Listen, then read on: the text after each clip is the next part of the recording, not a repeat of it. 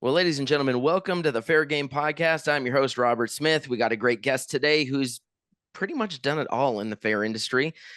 He started out at the, I believe it was Red River Valley Fair up there in the Dakotas, and even came down to my state in Las Cruces, New Mexico for a little bit.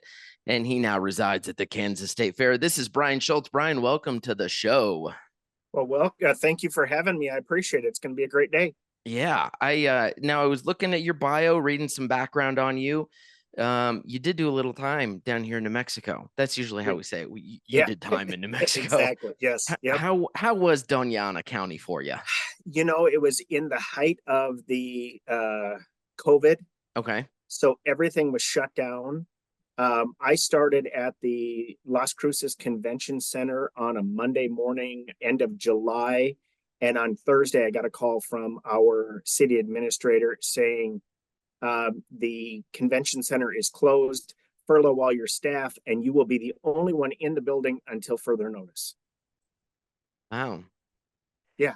And So as history would play out, everybody in the in the media, they want to talk about how rough California was during the pandemic, but fact of the matter is, New Mexico had the longest lockdown in the country. Our mhm, governor was extremely militant about it and was not interested in discussing it. So things were yeah, rough for us here in it New Mexico. it was it was very rough.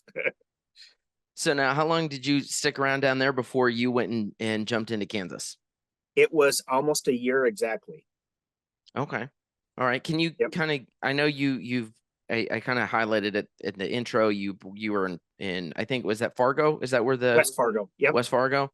Ended up down in Las Cruces for a little bit. Now at Kansas State Fair. Can you kind of just give us a quick rundown on how you came to be at the Kansas State Fair? Sure. So I was with the Red River Valley Fair for almost 14 years, and just decided I wanted to look for something different. I'd applied for a couple positions and actually was offered a position out on the West Coast Okay. as a fair CEO, and that was during the height of the pandemic. It was back in March. Uh, and I got home. Our house was for sale. We were all ready to go. The board out there had said, we're just going to send you your contract. But then COVID hit so hard out there that they called me and said, we're sorry, but we can't sign your contract. So Yeah. I'd already quit my job. House was up for sale. So got a call from a headhunter that had offered me a position prior at the Las Cruces Convention Center. Mhm. So I called him back and said, hey, is that position still open? And he said, no, unfortunately, it's not. We had filled it. And then about 3 weeks later, he called me and said, the person we had hired can't get across the border. She's from Canada, Oof. and we need somebody there ASAP. And I looked to my wife and I said, hey, do you want to move to New Mexico for a year for a vacation? She goes, absolutely, let's go. So the kids and us moved down there. And then middle of June, or May probably, I started hearing about the Kansas State Fair was looking for a new GM, and talked to a few people out this way and was offered the position and started August 2nd of 21. Yeah, I was looking at an article, I guess that was dated July of 21 from the Hutchinson News. You took over the position less than 60 days prior to that fair. It was six That weeks to be exact. Yeah, so okay, 6 weeks, so 42 days. Yep. That's a hell of a time crunch. Anybody in this industry knows anything within about 90 to 120 days is kind of go time for a fair, and you're 42 days out. How do you adjust to that? Well, we were very blessed to have a very good staff that had been working on everything. Our interim general manager, Dr. Ed Berger, had orchestrated a very good team back in after COVID because we were closed down in 20, and they had a lot of that stuff together. So it was a matter of just jumping in and following around Dr. Berger and getting to know my team, and also getting out and knowing the community. It was quite the trip, to be honest with you. We getting to know being a state agency, that was a pretty big learning curve as well. So yeah, we jumped in and we got it completed, and our numbers, we were at about 278,000 people that first year right out of COVID. So we were happy. Well, and I'm guessing you guys were probably saw a really big some level of increase from what would have been like 19.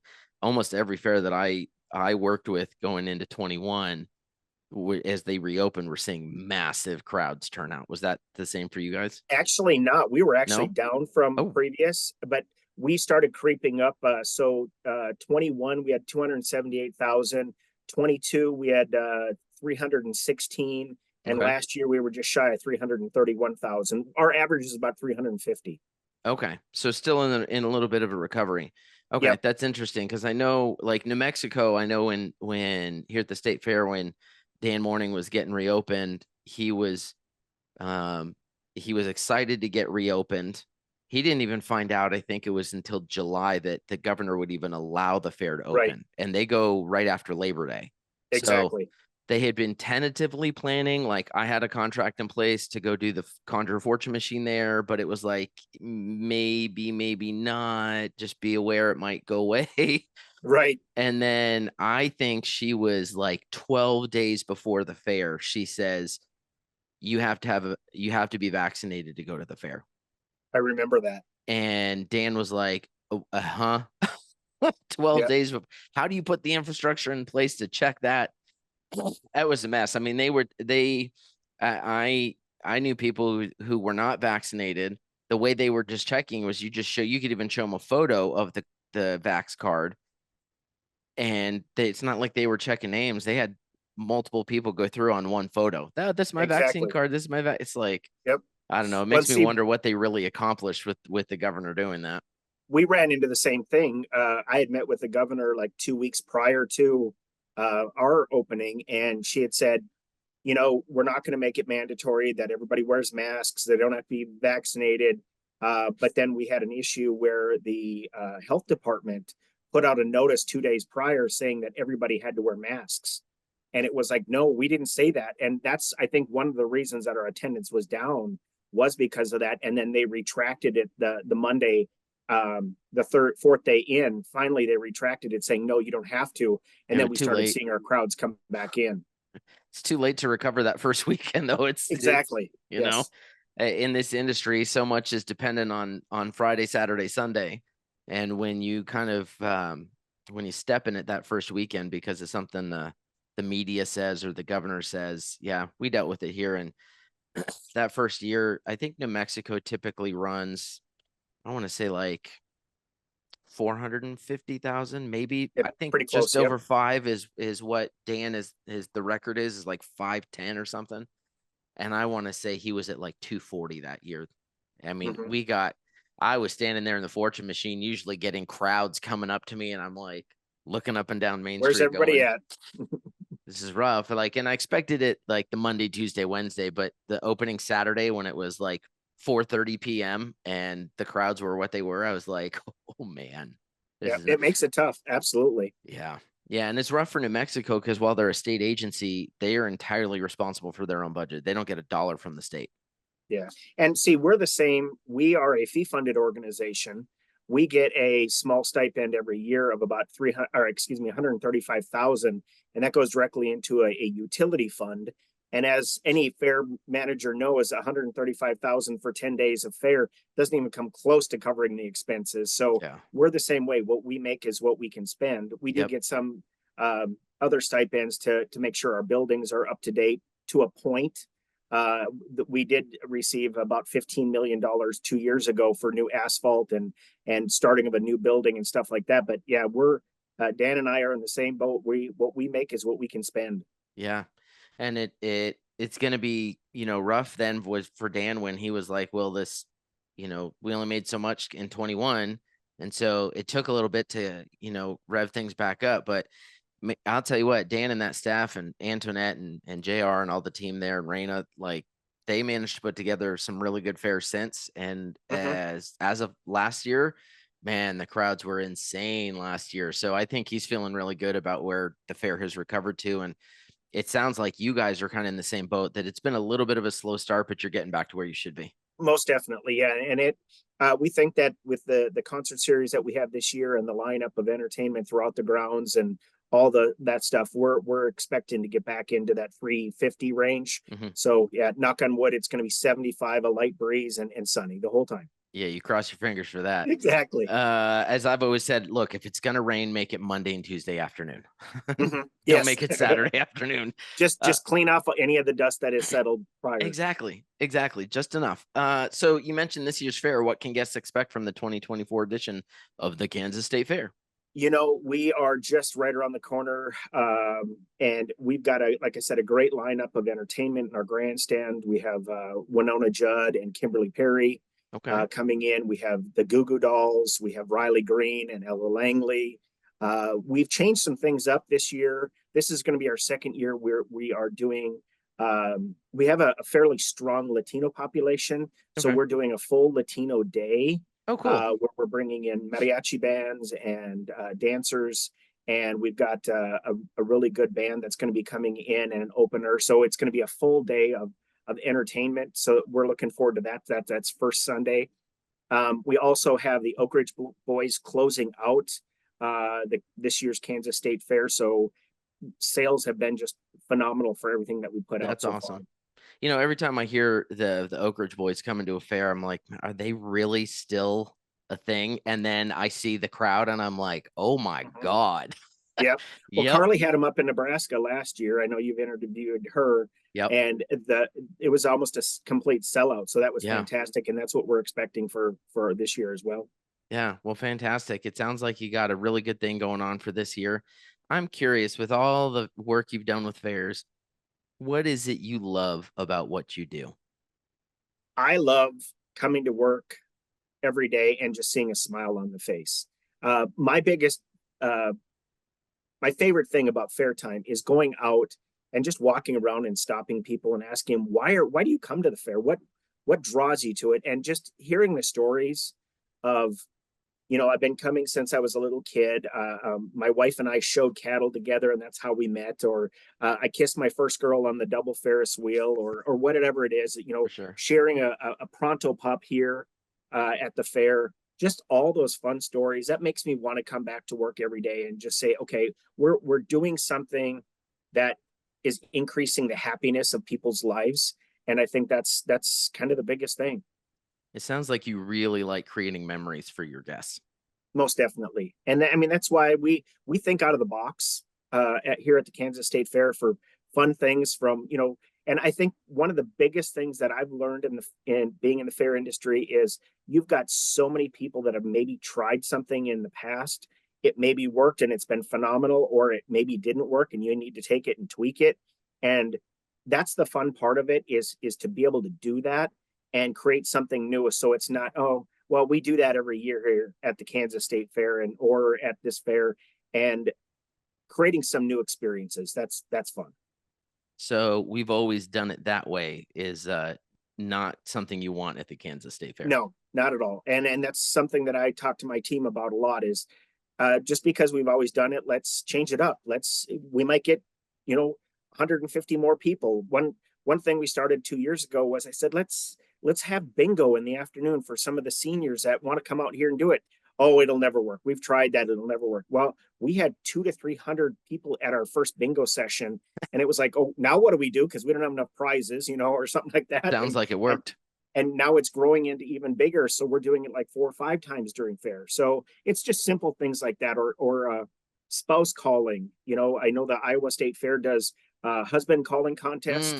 Yeah. And we changed it to spouse calling, and we had little kids up there calling their mom, and we had a lot of fun with it. So it's just new ideas that bring new people. For sure. So no one in your position, you don't get there without having faced a struggle or two. Determination and grit and resilience are crucial indicators for success in any industry. Can you share with us a time that things kind of went sideways for you and how you turned it around? Well, I think there'd be probably a couple of them.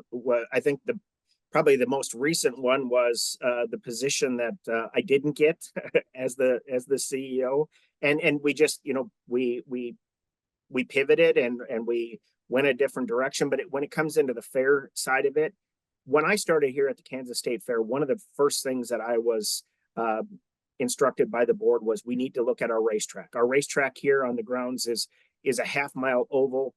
It was used for 3 days a year. It's 18 acres, and we are landlocked. So we started the conversation. We had worked with some people, and the board had decided that we're going to close down the racetrack. Well, this last year, to be honest, was probably one of the hardest ones, um, where we had the race community come out and come at us. They created a group, Save the Track. They called it a historic track. Yes, it's been around for many, many years, but so we had to really look at it. We had lots of opportunities to change out what our grandstand looked like, Mhm. creating a dirt area for monster trucks and all that kind of stuff. And you know, they spoke pretty loudly. The governor actually had to get involved, so we gave them the opportunity. We're going to go racing 1 year, but we need to see more than 3 days. So Yeah. they put together 8 months of racing once a month. And so we're going to see how that happens. That this Friday is going to be the first race that they put on, and I'm kind of nervous. They've said they need a minimum of 3,000 people in the grandstands, but I mean, I was taken to toll. I mean, I was called every name in the book. I Mm. was They were starting a petition to have me fired and all this kind of stuff, and it was like, you know, I'm looking at the dollars and cents of what the Kansas State Fair is entrusted with. You know, when we're putting out thousands and thousands of dollars to keep a track open for 3 days a year, it was very difficult. Right. Right. Well, and if any of that money's coming, well, it's not necessarily taxpayer funded because, like you said, it's based on what you raise at your gate. It's what you're raising. But if your community's coming and putting their money in there, you've got to be good stewards of it, whether it's coming through taxes or whether it's coming, from guests who are just paying the $10 or whatever to come into the fair. It doesn't seem like a real economic smart idea to keep a track open that's that expensive for 3 days a year. Yeah, and like I said, I'm hoping that they can, you know, move forward, and they do have good numbers at the races. Sure. Like the promoter said, I want your butts in the seats, and I want the cars in the infield. Put your money where your mouth is. You guys have raised enough havoc on this, and Right. now let's see what happens. Otherwise, we're done, and we're not going to do anything either. Yeah. Well, I mean, it sounds like it's very it was an solution, amicable solution for right now to give them the opportunity to say, hey, we're gonna, you need to do 8 or 10 events, you need to be getting X number amount of Yep. revenue to make it worth it. It probably, a year from now we find out was it worth it or not. And Right. and I guess for you guys, it's all upside because if it's worth it, cool. Then they did it, and then if they didn't, if they fall short, well, all you lost was a year, and you move on anyway. Right. Yeah. And it's not to prove any point or anything like that. It's, you know, like you said, it was a very amicable Yeah. decision. You know, we pulled in quite a few people, had some meetings and stuff, and we'll see what happens.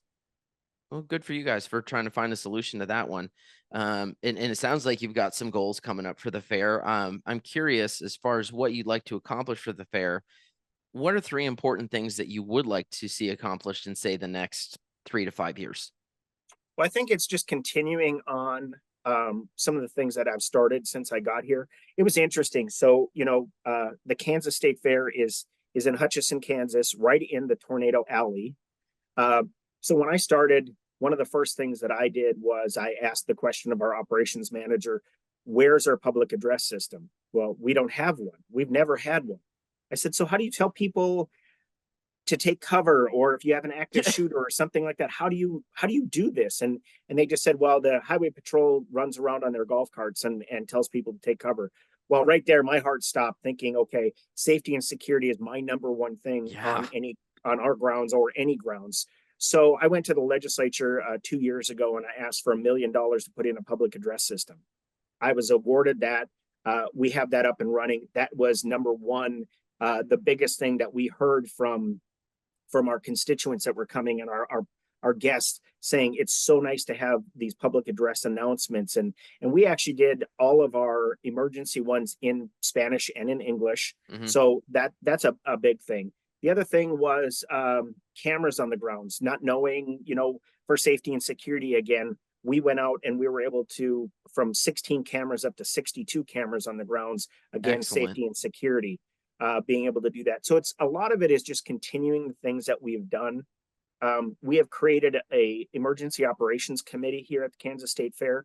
Prior to my coming, the highway patrol was our lead security, but the Hutchinson Police Department didn't know what the highway patrol was doing, nor did the fire department, nor did streets. Got to coordinate all that. We get together at least once a quarter up until June, and then we get together every month and start our planning.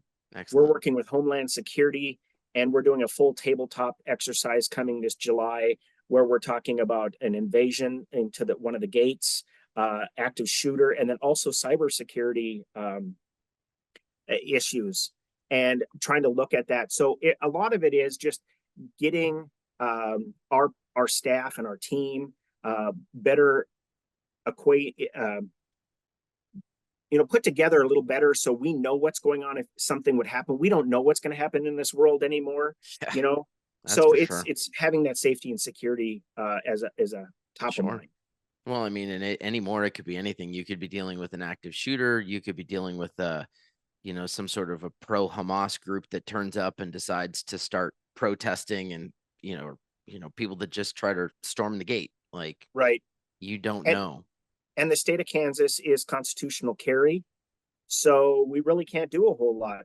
You can walk on the grounds with gun on hip if you want. And a couple of years ago, we had one of our grandstand artists saying, well, you have to scan everybody coming in. And it's like, well, it's constitutional carry. So if you want to spend the money, it cost $4,000 for this artist.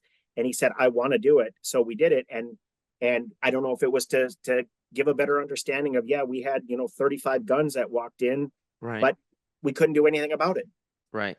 Now, as far as firearms on your property, are you guys an open carry state, or do they have to carry concealed?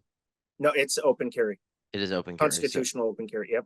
Yeah. See, New Mexico's is an open carry, but we have to have permit to carry concealed, but it's prohibited on state property. But then I've seen the security measures on the state property, and I'm like, at the end of the day, so much of that with metal detectors and whatnot isn't about stopping an attack. It's about mitigating insurance damages on the backside of things. Exactly. Yep. And I thought that when I saw Disney start going to metal detectors, and you would see people online on Twitter and whatnot say, well, this is good because, now could you imagine how bad it would be if there was a shooting inside the Magic Kingdom? And my response has always been, all you've done is potentially move the shooting outside the gate where everybody's stacked up and jammed in like sardines waiting to get in. And do you think CNN is going to make the distinction? It's okay, everybody, it happened outside the gate. Right, exactly. Anybody inside the gate wasn't harmed. Yeah. And it's at the end of the day, the whole issue is when the lawsuits start flying afterwards, can the insurance company say, our clients did A and B and C and D and E, or do they just say, well, our clients let everybody in? Exactly. And that's something that's really been a huge asset to the fair industry is when the IAFE started their safety and security task force. I mean, I think from what I've been told, that is probably one of the highest committee numbers overall. And I've been blessed to be part of that group and have learned so much from that. Last year, we went to South Carolina and actually did a walkthrough of their grounds during fair time. This year, we're going to go to Dallas. But it's definitely an eye-opener of things that you don't think of. You've got your unaccompanied minors. A lot of the fairs now at 5 o'clock, if you're not 20 or 18 or coming in with somebody, you're not allowed in, and it's cut down. And we've seen that too. We used to have it when I started. One of the things was at 9 o'clock, the gates were wide open and anybody could come in for free. And I was going home one night and a mom was coming up one of our main roads.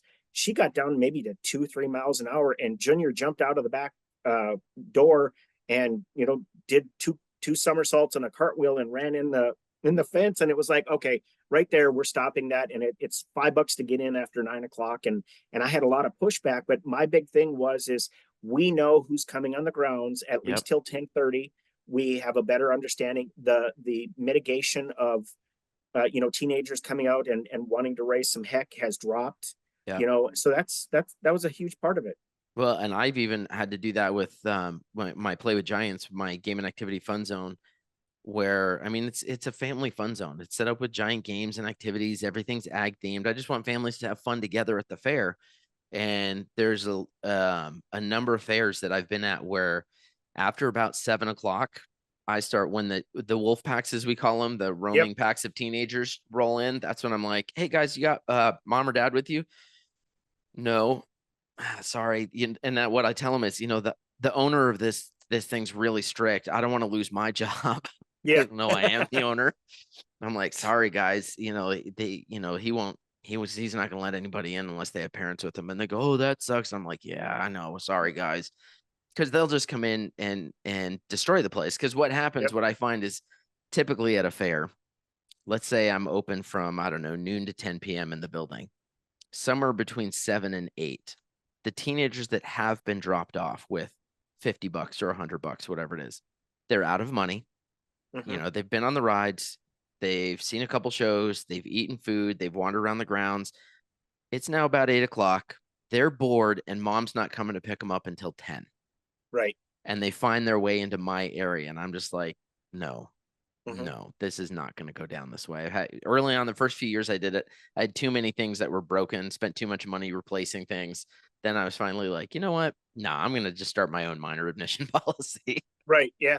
And that's something that we had to do. I mean, even here in the state of Kansas, we had an alcohol policy that stated that the only place that you could drink an adult beverage was in a beer garden Okay. in a secured area. And one of the things that was started 1 year prior was Senate Bill 2, which allowed people to walk around the grounds with an open can of beer or a glass of wine. Yeah. So we finally got that passed in 22 during the legislative series. And in our 22 fair, we were starting to see minors and we were seeing some disorderlies and all those things. And after we put it in where people, instead of sitting in a beer garden doing one of these so they could go out and do something, they were able to go walk around and have a beer. And we weren't babysitting their kids at the carnival and Mhm. anywhere else.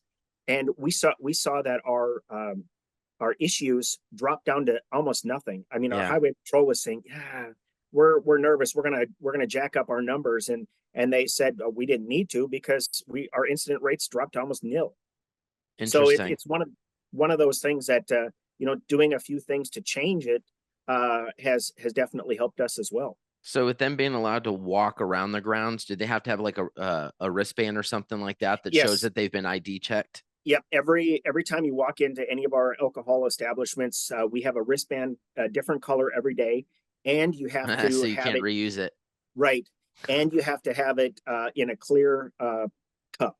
Okay. The one issue we ran into our first year in 22 was that the root beer stand was also using clear cups. So you'd have minors walking around with this brown colored substance, and the highway patrol was spending a lot of time. So as soon as like the second day, we said get a different colored cup and or put a sticker on it that said it's root beer. So we got that taken care of as well. Got it. Got it. Okay, well that makes sense. So it seems like you've kind of you've had a lot of good things that you've been able to do there at the fair. What has your time at the state fair taught you about yourself? Just that it takes a little time to get things done, especially being a state agency. When I was at the Red River Valley Fair, I had a board of directors that we could make that decision, and in 2 days we could go out and get things done. And here I have to go through the whole procurement process that could take anywhere from 6 to 10 weeks. And Mm. I'm not a very patient person, and I've definitely had to learn patience Right. and the understanding that even though we have the money, we still have to go through all the protocols Sure. and get things done that way. Sure. So this next question I've been asking back and forth between fair personnel and between entertainers. And I'm hoping kind of by the end of the year to have a better idea of what each side thinks in order to make their fairs better and their shows better. So the question is, what's something that you want entertainers to know so that they can have a better relationship with their fairs? I think there might be a misunderstanding that we're we're not understanding all their needs because when you see a rider and it's got just an enormous amount of stuff on there. We understand that this is your livelihood, that you need to make your money as well. And I think just having that common understanding that we just have to sit down at the table and Yeah. be able to say, okay, yes, we can do this. No, we can't do that. But what can we do instead to make your life easier? And that's one of my big things is making sure that when our entertainment, if it's free stage, if it's roving, if it's our grandstand entertainment, is to make sure that they understand that we appreciate them coming here. And that's a big thing. Back in Fargo, all my free stage entertainment would get a parting gift, and it was as simple as a box of chocolates made at a local chocolate store. But it's a talking piece. Even going into the trade show at the IFE now, I'll talk to Kyle Palmer or different people, and saying, yeah, when we left his place, we got a box of chocolates, and it was a Yeah. nice thank you. So I think it's a big thing that we have to work together on, knowing that there are things on an entertainment side that we have to deal with or come to a solution on how we can get it done, because we need you as much as you need us. Yeah. Yeah. That's one of the, as I've been asking this question, the various answers I've received all seem to come down to we need to communicate better with each other. I've had, I've had a number of times where I've been at a show up at a fair and I realize I didn't communicate something like even this as simple as like the size of my RV when I bring it on site. Cause some like up in Nebraska, I know, cause I've been on that grounds before. I know Carly's got, I'm pretty sure it's still there. There's a whole campground out on the back that's like your standard campground. So whether you've got a 45-foot fifth wheel or you got a 29-foot trailer, there's a spot for you. But then there's other spots like where Jen Dunn is at Lynn County in Iowa, where she's putting the RVs. If you're super big, there's a couple spots you're probably not going to end up in, and she needs to know that ahead of time. Right. So like one of those communication things I did was just to say, literally now in all my new contracts starting this year, I've got an appendix on the contract that says, look, this is the RV. This is what I need for it. This is the dimensions. So that way, if someone like you looks at that and goes, okay, cool, I know exactly where I can put them. And then I don't get that hang up where I arrive and it's like, we don't know where to put you. Yeah. Or we can't put you, or you're going to have to park at a campground 15 minutes away. And that doesn't help you because you've got all your stuff right there that you need to deal with. And yeah, I think that's the biggest thing, is making sure your communication line is open and understanding your needs and doing the best that we can. Yeah. And I think, I think handling things far in advance is a lot better than surprising the fair manager the week before the fair. Perfect example. I'm doing a contract with Adams County in Colorado and told Courtney, this is the rate, plus I need an RV spot. And she got back to me and she said, we can do this. This is the challenge though. At this point, they're super small. She said, all of our RV spots are spoken for. She said, we can park you on the grounds, like, on the back 40. But we'd have to cover your hotel for you in town. Is that okay with you? Well, it's inconvenient a little bit, sure, but I would rather deal with this in March than find out, a week before the fair and get that curveball at me. So exactly, time is I think for both of us, for fair managers and for entertainers, time is our ally. So the further in advance you deal with any of these little wants, needs, and desires, so that there's an understanding, the better off everything is. Plus, it takes something off of your punch list. I don't want to ever put something on a fair manager's punch list a week before the fair. Oh, by the way, I need this. Yeah, that wrong time. Yeah. I don't want to be that guy. We needed to bring in a bigger pool, so we're going to need double the water, and we need it done within a 4-hour time span. Yeah, well, we'll do our best. It might be tomorrow, though. Good luck. Yeah, and the water's going to be extremely cold, just in case you were wondering. Yeah. Yes. Yeah. So, okay, better communication and more in advance, so that we're not springing things last minute. Perfect. Let's switch up real quick here and get to know you a little bit more personally. If you hadn't come into the fair industry, what do you think you'd be doing? Well, prior to the fair industry, I worked for the Convention and Visitors Bureau industry, and also the chamber industry. I don't know. I mean, I've always had my my foot out at the fair, serving on like the ag committees and stuff like that. So Sure. working, but I don't know. I would say probably still in the Convention and Visitors Bureau side of it, but I'm just so happy and blessed to have been able to serve, you know, the last 15 plus years. So Looking back at your life, what is something that you regret? Maybe a situation you handled one way, and looking back, you think if you'd done it different, it could have changed it. I'm sure there's more than one. um, At our age, there better be more than one. exactly. Yeah. You know, I think it comes down to a communication thing. Um, I have learned as I get older that I need to maybe sit back and listen a little bit longer before I make a decision.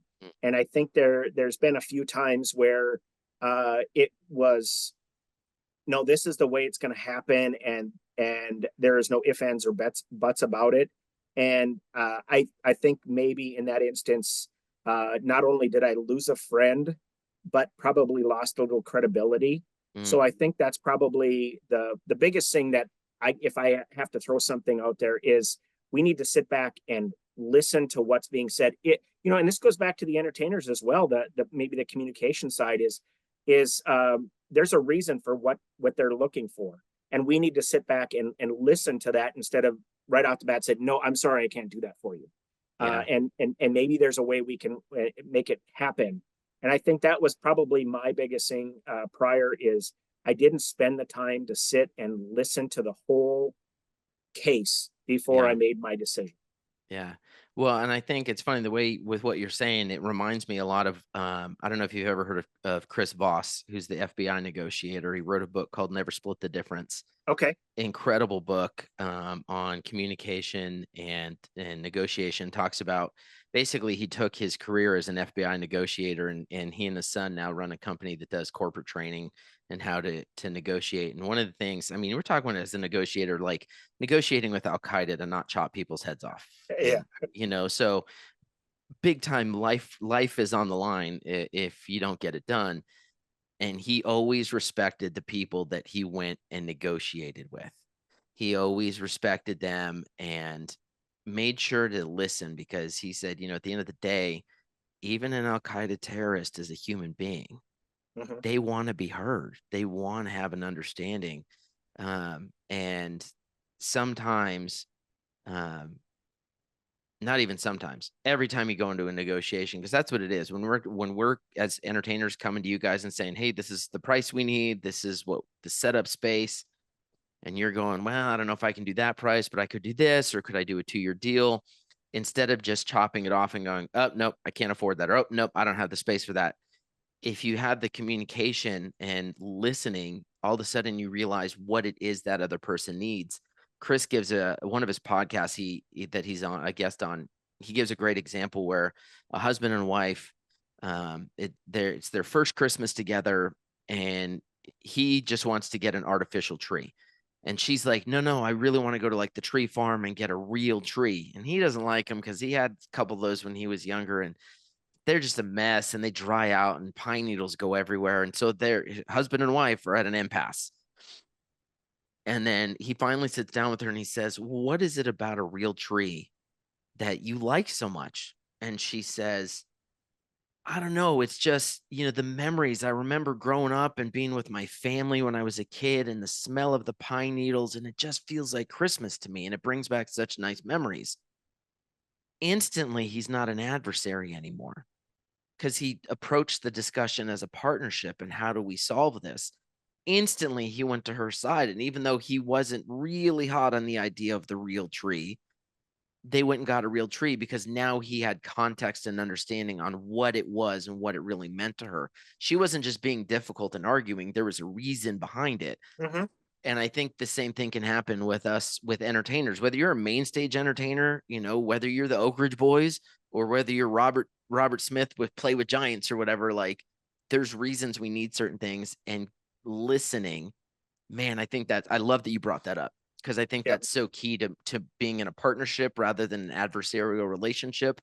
I don't ever want to go to a fair and feel like well, yeah, I got my check, I did a good job, and I left, but there's no real relationship or partnership there. Like that Well, and partnership I agree with matters. that 100%. I mean, I want to be able to walk through trade show or at a convention or something like that, and be able to walk up and shake hands, and having that opportunity for you to say, "Hey, Bryan, you know what? We were there. Can I give you just a couple of ideas how to make the experience for me as an entertainer better?" Right. And I mean, I appreciate that, and I would hope that you would feel the same way as saying, "Okay, here's something that we came across. I don't know if you understand or not even understand, but just have even thought about was what about doing this?" And then you having the openness of saying, you know Yep. what? I tried that at another place. It didn't work, but I'm going to try it at yours, or I'm going to try it again. Just having that open line of communications, and just, being able to walk away and give a high five and say, okay, we Yeah. both won on this one, and be able to become friends and work in the future. Well, and knowing how to communicate it without sounding like you're just being whiny and complaining and being judgmental in it. It's that exact example. I had a discussion with Joe Reynolds over at Warren County in Mm-hmm. Iowa. She had me there last year with Play with Giants and with the Fortune Machine. And in only a 5-day fair, it's hard to be able to figure out where the right spot is for that Fortune Machine, because it's by the time you're like, okay, I think this is the right spot, boom, fair's over. Like it's Right. quick. Yep. And so, unfortunately, the spot that I didn't ultimately ended up picking was kind of a dud. And so, rather than just feel like, oh, I can't go up to her because I don't want to be the squeaky wheel, and then now I'm a pain in the butt. I just went up to her and I said something to the effect of, I really want to do an even better job with the Fortune Machine. Would you be against me finding a different spot for it? And she was like, no, if you think there's a better spot, let's go for it. And so just having that communication and being open about it, because we talked about, there were some traffic flow issues where, it was basically a little entertainment park, if you will. And when there were big shows going on, there were lots of people over there. But in the interim, it was kind of a dead zone. Yep. And it was like, well, Conjure on its own is not enough to draw it. Conjure is a happen upon. People walk by and they go, oh, this is cool. And they interact with it for a minute and then they move on. Um, it's not like a main show. And so I was getting good crowds at the end of people's show when they dumped out. And then it was like, okay, I'm standing here Yeah. for another 10 minutes going, there's nothing. But as an entertainer, me recognizing that and going, okay, I need to make sure that the fair's getting their money's worth. So, you have that good discussion with Joe, who's like, Joe Reynolds is a queen. Like, we Oh, love Joe. she's wonderful. Yes, absolutely. Love her to It's death. so I don't think it's possible to really, if you are looking to make that fair better and support her, I don't think it's possible to do anything wrong with Joe, because she's just an amazing human Yeah. being. So, but like you said, good communication squares that up, and now we're looking for a new spot for this July when we're over there. Yeah. And I think that's important because, I mean, just building the rapport, not only with the general manager, but I mean, in different instances, you have your entertainment directors, and just building that rapport and just being able to say, you know what, I just need 2 minutes of your time. This Yep. isn't really working. What can we do to make it better for Yep. your guests, and making it sure that you're getting what you're paying for as well? I mean, I don't want to go over and sit in the back of a corner and nobody's coming to visit me, because that's not helping me and it's not helping you. Yeah. Where if we can have that conversation, I'm 99% of any fair manager is going to say, absolutely, you know your business. Yep. We're willing to help you out. And I think it's going to be the best for both worlds. Yeah. Yeah. I kind of find that I'm at the point where, especially the first year going to a fair, like with Play with Giants, for example, or even with Conjure, I explain months out when we're at contract. This is what the ideal situation is going to look like. This is the ideal place to put me and for the show to work best. And this is why it works best in that environment. And they say, okay, great. I got a perfect spot for you. And then I show up and I go, okay, this isn't the perfect spot, but Mhm. this is what they've got for me. We can't flip everything now. So we're going to make it work as best we can. And then if they decide they want me back, then I can say, how about we find a better spot for that Yep. and explain to them the reason. But I think the further out you can have these conversations, the further in advance, so that there's plenty of runway to get that plane off the ground. I think that's kind of the key. So we're coming up on 45 minutes. been having a good Wow, that's gone conversation quick. here. It went quick, right? Yes. You know, it's funny. I was talking to Sarah Hamilton from Wayne County in New York, and we both agreed that there are some people, and I think you're one of them, that I could do like a Joe Rogan length talking fairs with because we love this industry so much. Absolutely. But I don't know that our listeners want to stick around for No, 4 hours. I agree. Yep. So let's wrap this up. So we wrap up on this show with a little speed round of questions. I'm going to ask you 4 or 5 questions. You give me your best answer. Are you ready? We're ready. Hit it. All right. What's the can't miss food at the Kansas State Fair? Pronto pups. A what? Pronto pup. You do not call them corn dogs in Kansas. It is a little different batter. It's the same. It's not even the same. It's similar to a corn dog, more of a pancake batter, sweet honey. We actually have a pronto pup eating contest the last Sunday. So you don't want to Kansas miss State Fair is a pronto pup. Okay. Yes. The place you'd most like to visit but haven't been able to go yet. It's got to probably be. I'd love to go out and see the Big E. Yeah. Go out to Gene Cassidy's fair and see that, and that's on my bucket list. Or out to California and check out a couple of their fairs. Nice. Quick round of overrated, underrated. First one on the list: corn dogs. Overrated or underrated? In my eyes, underrated. That's my fair food. Nice. Funnel cake. Overrated. Turkey legs. And overrated. Agreed. Deep fried Twinkies. Anything deep fried, I'm right there with it. Okay. Last one. A movie is made about your life. Who plays Bryan and who plays your wife, Lisa? Oh my goodness. That's a tough one. That's the first time I've added the spouse into the mix. Well, I think if he was still alive, it would have to be Robin Williams. I love his comedy. So maybe a Tom Hanks playing me and my wife. It's got to be somebody tall and beautiful. I'm just going to leave it at that. I don't. We'll let the listeners fill in the blank. That's funny. You got to be careful with that one because if you say the wrong person, you might be in the doghouse, right? Especially because my wife will want to listen to this, and I'm just going to say it's just got to be somebody absolutely gorgeous. Lisa, he clearly loves you, and he clearly respects his role in this marriage. Exactly. Awesome. Well, Bryan, where can folks learn more about the Kansas State Fair? You know, the best place to go is kansasstatefair.com. That has everything from the countdown, how many days are before we have kickoff, to our grandstand entertainment, free stage entertainment, to what you need to know, your facts, your FAQs of what you need to know when you come on our grounds. Awesome. Bryan, it's been a pleasure having you on the show today. To all of you who are listening, all 6 of you, actually, I think it might be up to 7 listeners now. Sweet. We're famous. We're super glad you could be with us. Thanks for joining us, and we'll see you next week. Bye-bye.